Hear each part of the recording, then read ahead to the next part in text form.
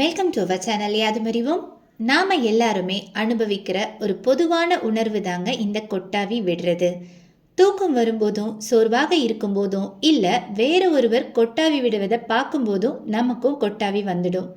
So இது ஏன் இப்படி நடக்குது அப்படின்னு நம்ம பல முறை யோசிச்சிருப்போம். வேற யாரோ கொட்டாவி விடுறதை பார்த்த உடனே நமக்கும் கொட்டாவி வந்துடும். இது எதனால் அப்படின்ற அறிவியல் பின்னணியை இந்த பதிவில் நாம் தெரிஞ்சுக்கலாம்.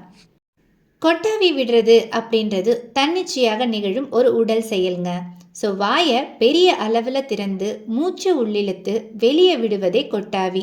இதோட கண்களும் விரிந்து தோள்பட்டையும் உயர்ந்து மூச்சு விடுவது வேகமாகும். ஸோ இந்த ஃபங்க்ஷன் தான் கொட்டாவி விடுறது அப்படின்னு நம்ம சொல்கிறோம். ஸோ கொட்டாவி எதனால் ஏற்படுது, அதுக்கான காரணங்கள் என்னென்னு தெரிஞ்சுக்கலாம். நம்மளோட பிரெயினு ரொம்ப ஹீட் ஆகிடுச்சுனா தான் நமக்கு கொட்டாவி வருதுன்னு ஒரு ரீசன் சொல்கிறாங்க.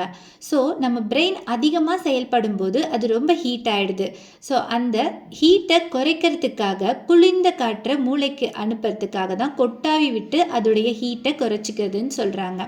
ஸோ அது மட்டும் இல்லாமல் நம்மளுடைய ரத்தத்தில் ஆக்சிஜன் அளவு குறையும் போது கொட்டாவி வரும்னு இன்னொரு ரீசனும் சொல்கிறாங்க. ஸோ கொட்டாவி விடுவதன் மூலம் நுரையீரலுக்கு அதிக அளவு காற்று போகுது. ஸோ ரத்தத்தில் ஆக்சிஜன் அளவு அதிகரிக்கிறது. கொட்டாவி விடுறது விழிப்புணர்வை அதிகரிக்க உதவுது. ஸோ தூக்கம் வரும்போதும் நம்ம சோர்வாக இருக்கும்போதும் கொட்டாவி விடுறதுனால மூளைக்கு புத்துணர்ச்சி கிடைத்து விழிப்புணர்வு அதிகரிக்குது. அதெல்லாம் சரி, ஒருவர் கொட்டாவி விடும்போது அதை பார்க்குற நமக்கும் ஏன் கொட்டாவி வருது?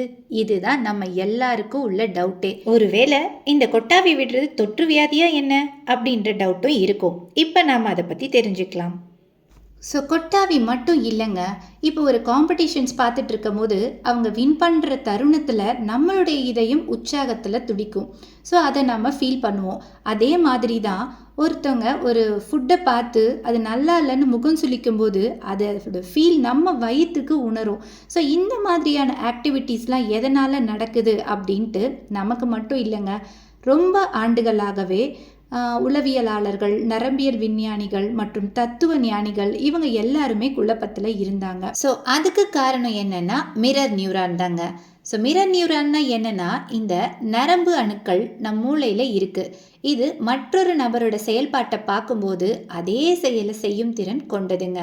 ஒருவர் கொட்டாவி விடுறதை பார்க்கும்போது மூளையில் உள்ள மிரர் நியூரான் செயல்பட்டு நமக்கும் கொட்டாவி விட தூண்டுறது. இது ஒரு வகையான எம்பத்திக் ரெஸ்பான்ஸ்னே சொல்லலாம்.